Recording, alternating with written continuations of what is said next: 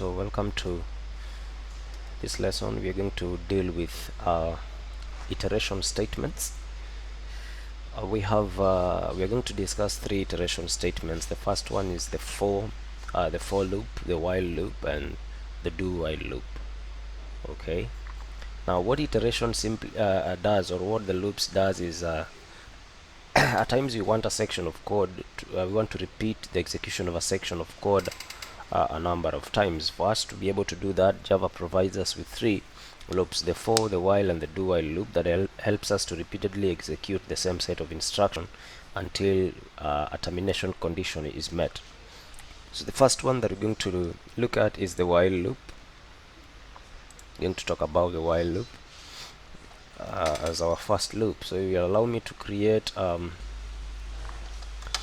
new class. So in our package Java lessons, I'm going to right click on Java lessons, and I'm going to new, then I'm creating a new class, and I will call it while loop. Just call it while loop. We call the class while loop. I will zoom a little bit here. Okay, that's cool. Yeah, we're cool, you're good to go. Okay, so we're going to create here, we're going to put our main function. So again, we say public static void main, into brackets we have string args, we have square brackets, then we have the curly braces, and now we are ready to go. The first loop that I will talk about is the while loop. It's the while loop, the first loop that I will talk about. Now the while loop is actually the most fundamental looping statement in Java, and it works by repeating a block or a statement while the controlling expression is true. So as long as the controlling expression is true, it is going to repeat a block or a statement. Now, the form of the while loop is while. We have the word while, the keyword while, then the keyword while is followed by the brackets, and in the brackets we are going to specify the condition that we want to actually execute, while the condition that will control the execution of the block of code as long as it's true. Then inside this we're going to have the loop body inside here. So we have the while keyword followed by the condition, and then the loop body is in curly braces. Now when the condition we said the code in the loop body will execute when the condition is true, but when the condition becomes false, the control is going to run to the line of code that is immediately coming after the loop. So let's look at an example. We declare a variable n, and we initialize it to 10, and then we have a loop. We say while, then the condition is n is greater than 0. N is greater than 0. Let's have our curly braces. N is greater than 0. Let's have our curly braces. So we want to print system.out.println. We want to print the message. We want to print tick, and then also the value of n. So tick, then n. I want to print tick and also the value of n. That way, because we don't want to create a loop that has no n, an infinite loop, we're going to decrement n. So n is starting as 10. So the first time it will check 10 is greater than 0. That is true, so it will print tick, then print 10. The second time, then it will decrease n to 9. Then it will check 9 is greater than 0. It will also print until now we come to 0. So we can say, when we say 0 is greater than 0, that is actually false, so it won't print. So let's run this code and see. So if we run this code here, see the output of this code down here. See, so it's printing tick 10, tick 9, tick 8, tick 7, all the way to tick 1. So by the time 9 gets to n gets to 1, it will be decremented here and it will become 0. So then we say 0 is greater than 0, that is false. So if it is false, the loop is exited, the loop won't be executed. But if we have any other code outside this loop, for example here, let's print the message system.out.println, let's say loop exited. Yeah, so once it is done now, once the condition is not met, once the condition is not met, or rather when now n is not greater than 0, then the loop will be exited, and this any other line that comes after the loop will be executed. So let's see now, if we run this code. So check the output here, you see tick 1, then loop exited. So that is how it works. If the condition is actually false, the code that comes after the loop is executed. So our program is ticking 10 times. Okay, so the body of the loop will not execute even once if the condition is actually false to begin with. At the beginning, if we have a condition that is false, for example, if we say n here is 0, let me just show you something. If we have n as 0, of course the condition is false. 0 is not greater than 0, so the condition returns false. So if the condition returns false, the loop won't be executed even once. Okay, it won't be executed even once because the condition exists at the top of the loop. We have the condition here at the top of the loop, so it will check, is 0 greater than 0? False. So it won't even run this, even a single line of code. So it will just come and run this. Let's run that and come to the output. Now you see the output is only loop exited. So if the condition is returns false right from the beginning, then the loop won't run even a single time. It will be exited. Now the reason is because we have the condition existing at the top here. We have the condition existing at the top here. That is the reason. But again, at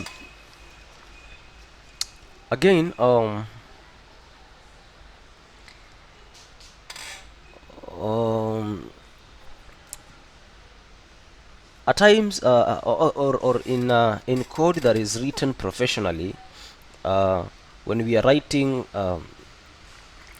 codes of some short loops, we oftenly write without the bodies. We can remove this body. You see, if for example we are dealing with a single statement, we can remove this body. So if it is a short loop, we can remove this body.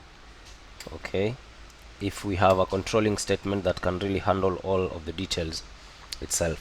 Okay, that is a while loop. Now sometimes it is desirable to execute the body of a loop at least once. You see, the while loop does not execute the body of the loop at least once if the condition is false from the beginning. But at times we desire to execute the body of the loop at least once, even if the expression or the condition of the expression is actually false at the beginning. Okay, now this is exactly what the do while loop does, because the do while loop has its condition existing at the bottom. So let's look at the do while loop. Again, I'm going to create another class here. So new class.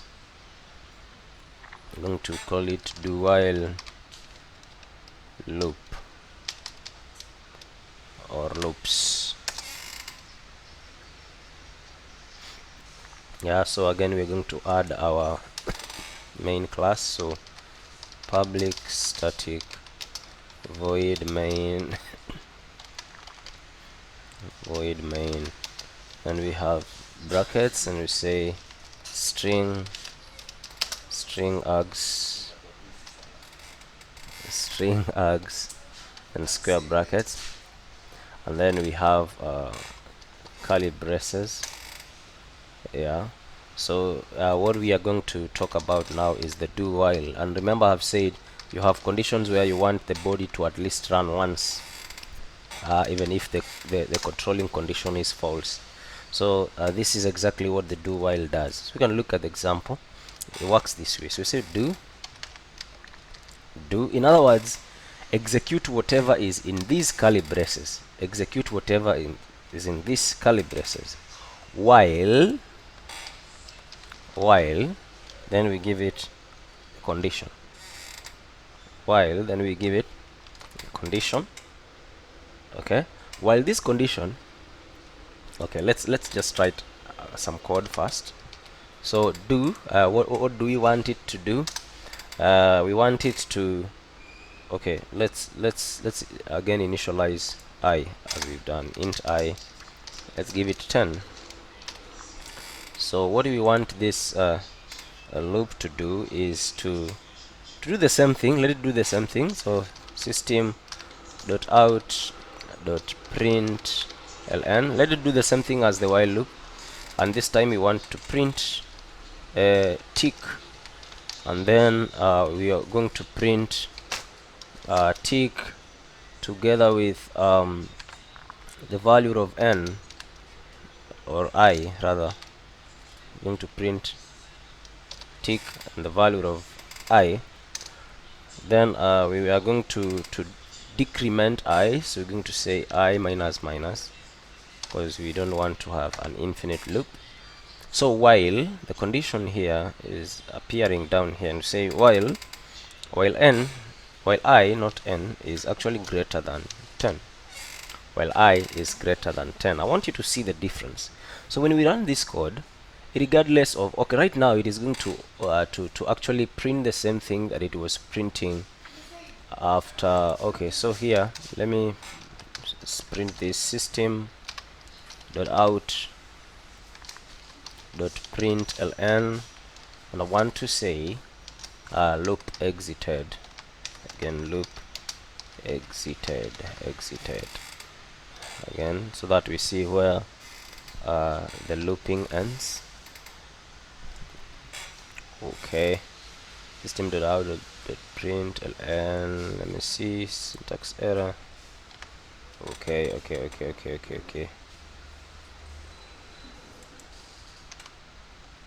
System.out.println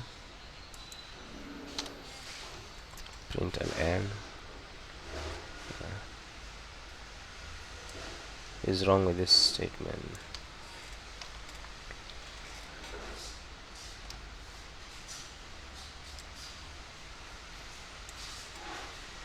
So we say system.out.println, we want to print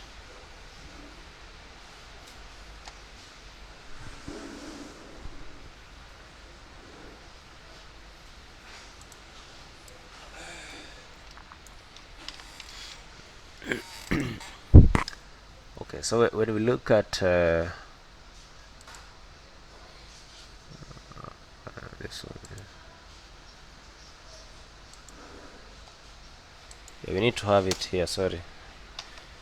System.out.println, we want to say loop exited. So if we run this, run it, so we come here, say okay, check the output here. It is ticking up to, just ticked once, tick 10, and says loop exited. Now let's come up here. So we say do this while I is greater than 10. I want you to see. So print tick and the value of I while I is greater than 10. The first time we have initialized I to what? To 10. So it will check 10 it will first print this. It will first print this here, okay, then decrease I to 9. Then it will check, is actually 10 greater than 10? False. So it will exit the loop and it will print this. Now if we say I is greater than 0, for instance, it's gonna print 10 times, the same number of times the other one was printing. You see, starting from when tick 10, tick 9, tick 8 to tick 1, then loop is exited. Now in scenarios when you want to have the code run at least once, even if the controlling condition is returning false, then the do while loop is the way to go. The do while loop is the way to go. The do while loop is especially useful when you process a menu, for example, when you're processing a menu selection, because you usually want the body of a menu loop to execute at least once. So that's about the while loop. Let's talk about the for loop. So I'm gonna create another class. You right click, go to new class. I'm going to call it for loop. We'll call it for loop. Then we are going to add here our main class. So public static void main. We have string args, have square brackets, then we have the curly braces, and then we have the curly braces. Alright, so we want to talk about the for loop now. We want to talk about the for loop. Now from the beginning, it's important to understand that there are two types of for loops. The first one, we call it traditional for loop, and then we have the second one, that is now the new for loop. The new for loop. We have two types of loops. We have the traditional for loop and we have the new for loop. So the traditional for loop has this form. You have the keyword for, then followed by an initialization, then semicolon, then the initialization is followed by a condition, semicolon, and then the condition is followed by an iteration. Then we have the curly braces, and in the curly braces here we supply the body of the loop inside here. So we have for initialization, condition, then iteration, then the loop of body, supply it in there. This is the traditional for loop. Now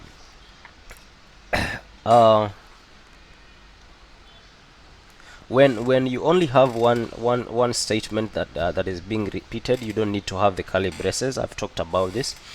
Now the initialization of the loop is first executed. Let me just write a real loop, then I explain what I'm actually talking about. So int n again, then I say for, then now I have to initialize. So n, I'm initializing n to 10. Okay, then I am also giving a condition. When n is greater than 10, then I am also doing an iteration. So n minus minus, then we have the curly braces. It is within these curly braces that we're gonna put in the body of the loop, the statements that ought to be repeated. So we just want to do the same thing. Say system.out.println, and what we want to print here is the word tick, and then we also want to print, okay, let's have some space, and then we print the value of n. The value of n, just like we've done with the other loops. That's what we want to do. Now notice that we have the iteration somewhere here. Now we have the condition here. The condition is n is greater than 10. So n is equal to 10, that is an initialization. N is greater than 10 is a condition. Then n minus minus is actually an iteration. So the condition is executed next, okay, and it tests the loop control. Okay, the first thing that is being executed, like I said, this initialization happens first, where the value of n is set to 10. Then the condition will be executed next. It is going to actually test the loop control variable against a target value, and if the expression is true, then the body of the loop is going to be executed. So we check n greater than 10. Right now we said n is 10, but n is greater than 10, that is false. Let's set this one to 0 in the meantime. Just set it to 0. So 10 is greater than 0 is true. Okay, then it's gonna run this. Then here n will be decreased to 9. N will be decreased to 9. So the initialization happens first, the condition runs next, making sure that it is testing the loop control variable against some target value. If the expression is true, then we execute the body of the loop.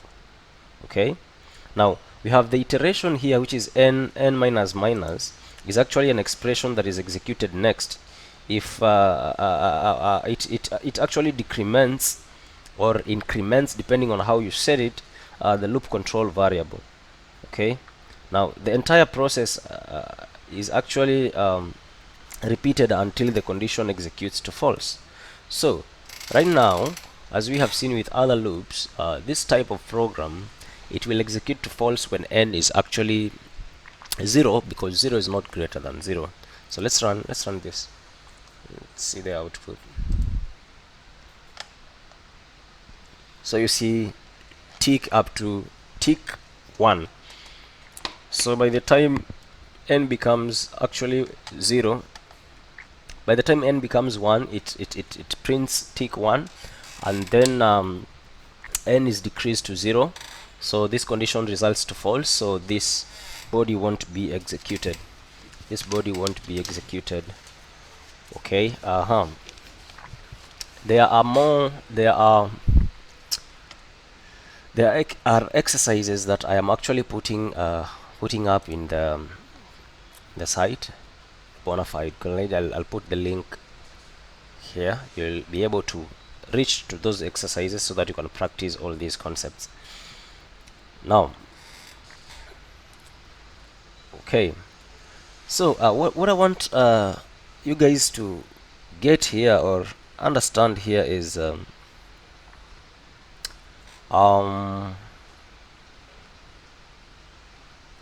we are declaring this variable in the loop.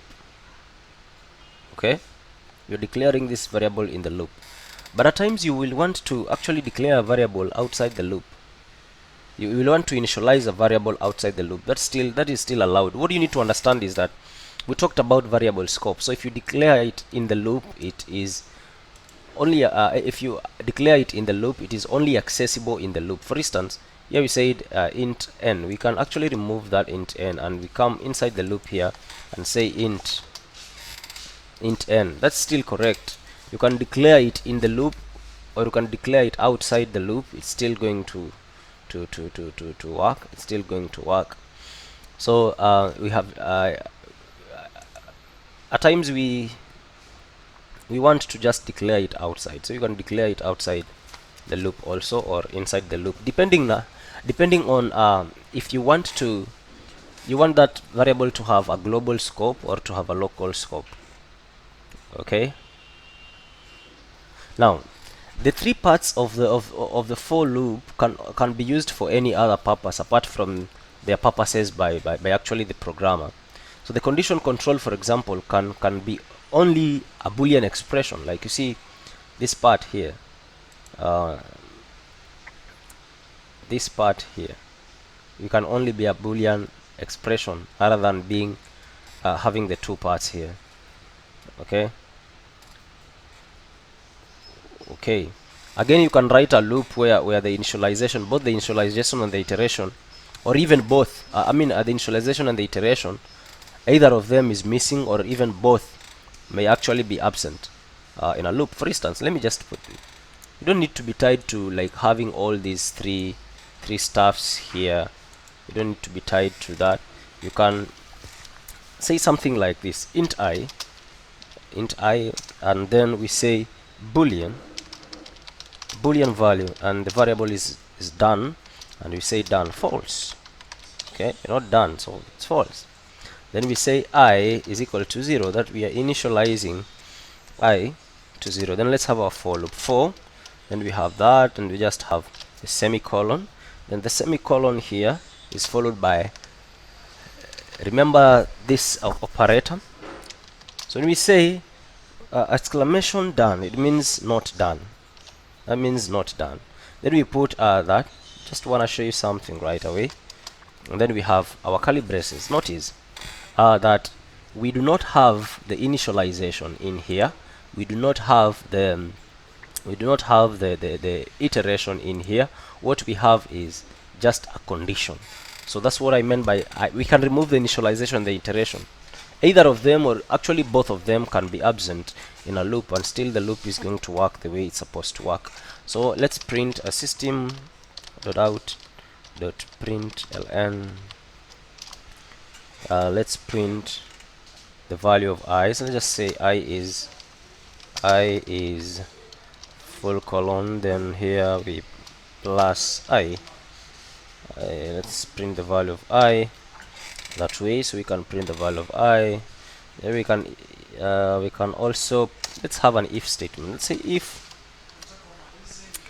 if I is actually equal to 10, then let's say we are done here. Done is equal to true. Let's give true to done. If I is 10, then let done be true. Okay, and let's increment I. This is what we are doing. Listen, we are printing the value of I here as long as done is false. Okay, but again we want to check the value of I. So if the value of I is equal to 10, then the value of done will change to true. Okay, so if the value of done will change to true, it means here in the condition not true means false. Right now if we say not false, it means true. Okay, yes, so we can run this and we actually check the output. You see, it prints I is 0, I is 1, I is 2, I is 3, up to I is 10. Okay, so when I becomes 10, now done here, when I becomes 10 in this if condition, done becomes true. So this becomes true. So if you say not done here, this will return false. Okay, not done will return false, and because it's return false, then it means the loop will be exited. Okay, so here we have removed the initialization and the condition out of the loop. Now this type of approach might not make sense in this example, but there are times it does make sense. For example, if the initialization condition is actually set through some complex expression elsewhere in the program, or if the loop control variable changes in a non-sequential manner that is actually determined by some actions that can actually occur within the body of the loop, it may be actually appropriate to leave the other parts of the loop empty. So it is going to be useful when you are writing real-world applications. It might not be very practical with this example. So you can intentionally create so it's also good to understand that you can intentionally create an infinite loop. An infinite loop is a loop that has no end. It will run forever. A loop that has no end. You can intentionally create an infinite loop if you actually leave all the three parts of the for loop. Like if you remove all the three parts of the for loop and you just write for, then put 2 exclamation marks, two semicolons, and you have the body and execute the body, you are actually going to write an infinite loop. Don't worry, however, there is a way you can terminate a loop that doesn't make use of the normal loop condition expression, but I'm going to cover more of that later.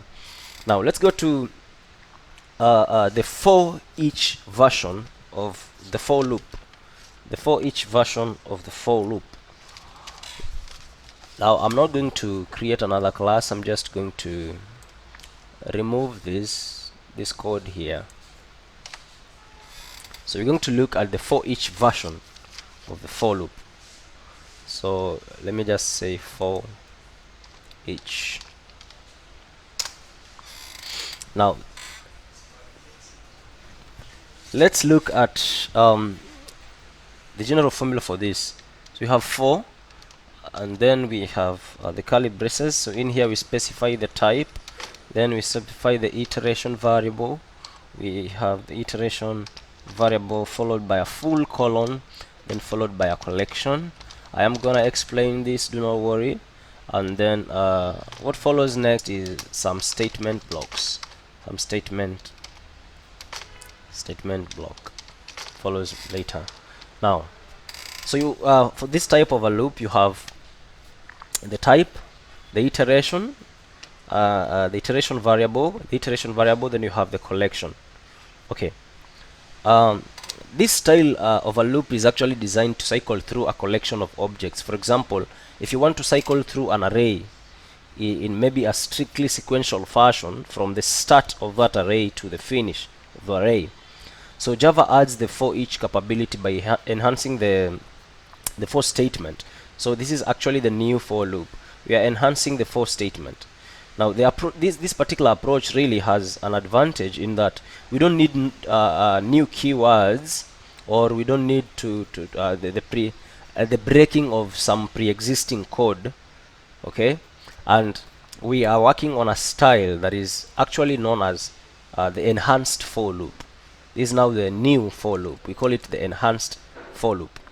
Now, so let me just put a real live example.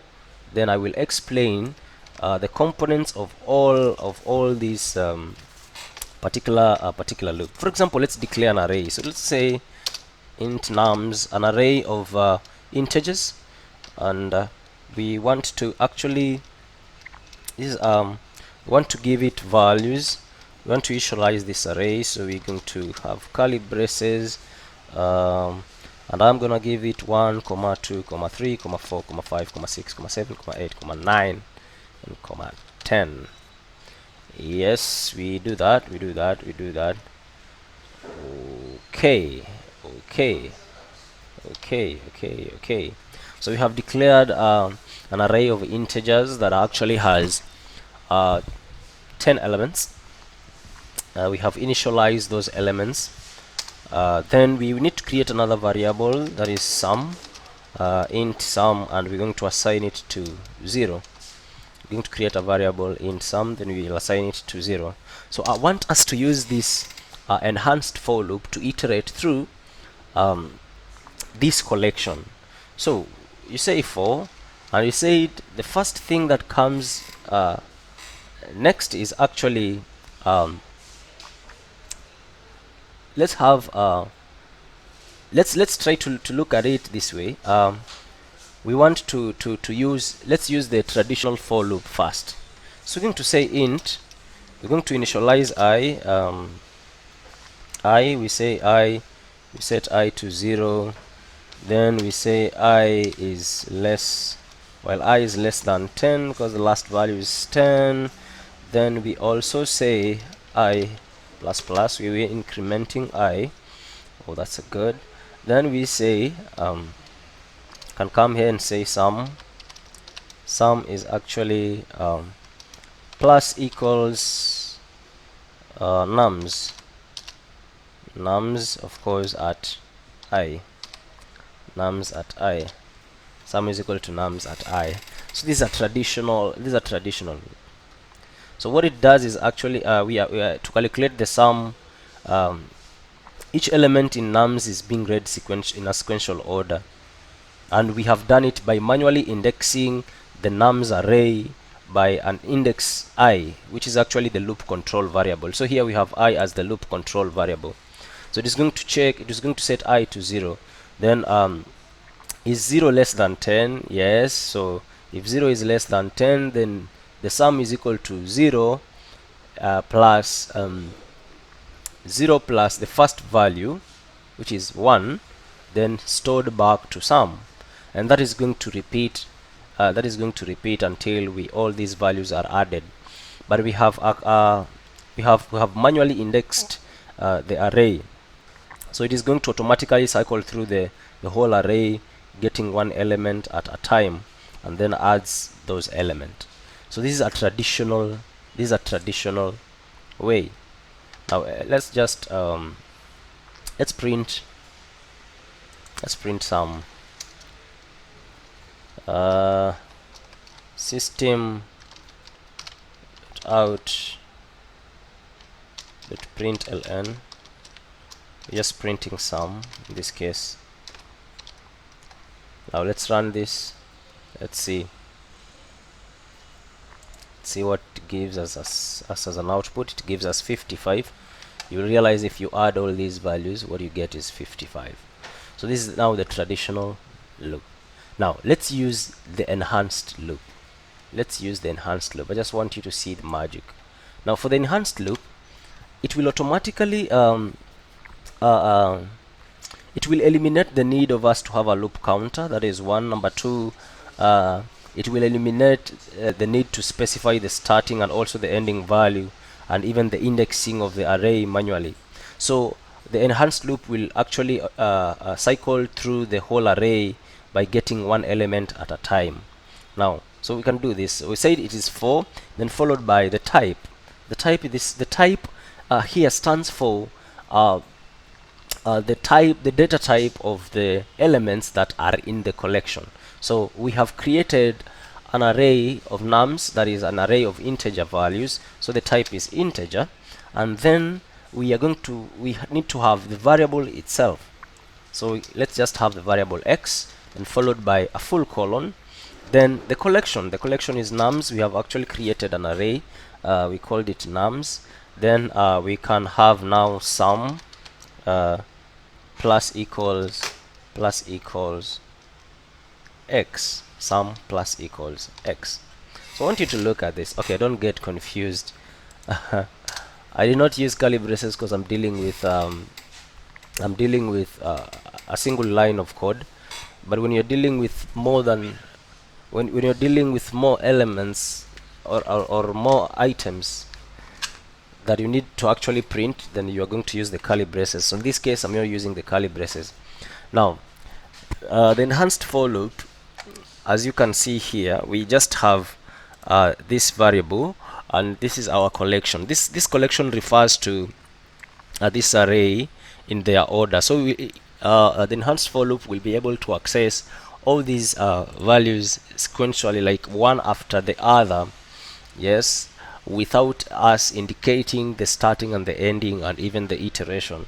So that is one very great advantage of this particular type of loop. So let's print system.out.println. Let's just print sum and see what our program is giving us.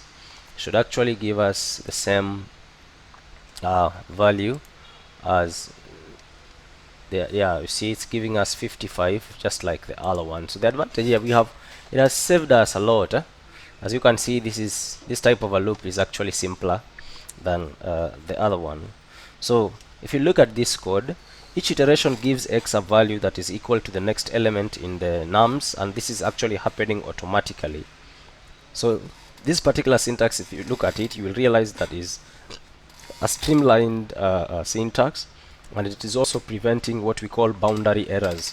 By boundary errors means if you're trying to access, you might specify an index that is beyond the limit of the array, and if you're trying to access an element that is actually more than the maximum number of the arrays, then you're basically going to get a boundary error.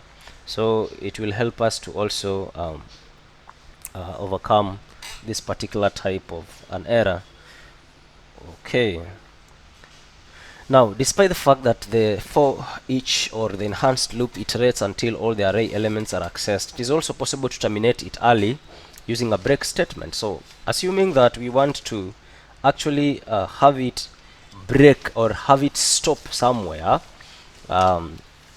we can actually terminate it at an early stage. We can use a break statement and terminate it at an early stage. For example, we have all these sum plus equal to x, all this code that we have actually written. So what I want us to do is I want us to, first of all, let's put this one into, because we want to add other statements. So let's just put curly braces around this stuff. Yep. Let's put curly braces around this stuff. It's very important that we have the curly braces around this stuff. So I want us to actually force this loop to break somewhere. I want us to force this loop to break somewhere. So I want us to have it break when x is actually 5. Assuming that we are looking for 5 in this collection, and when you get 5 we want to stop looking. So you can come here and say if x equals 5, then what should happen? Break. In other words, exit the loop. If x is equal to 5, then exit the loop. Let's now print the value of x down here. Let me show you something. System.out.println.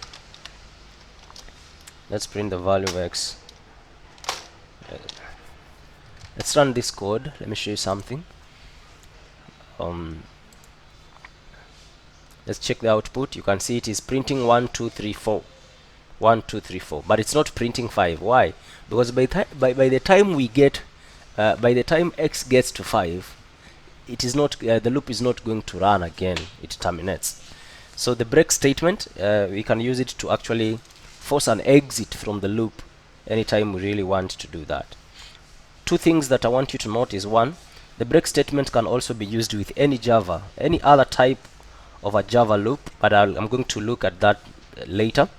Number two, this kind of loop is actually read-only. You can't change the contents of the array by assigning the iteration variable a new variable.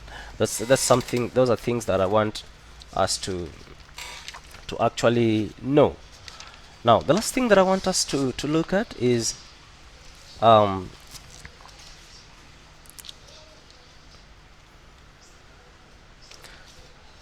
applications of the enhanced for loop. Number one, there are a larger number of algorithms that actually implement, or they need to have the exact mechanism of the enhanced for loop, and we also use it majorly in searching algorithms. So it is a really good approach that's important for us to really know. For today, allow me to stop there. Remember guys, we are still dealing with the basics. Things are going to get hotter before you know it. So make sure you capture these basics because you will need them.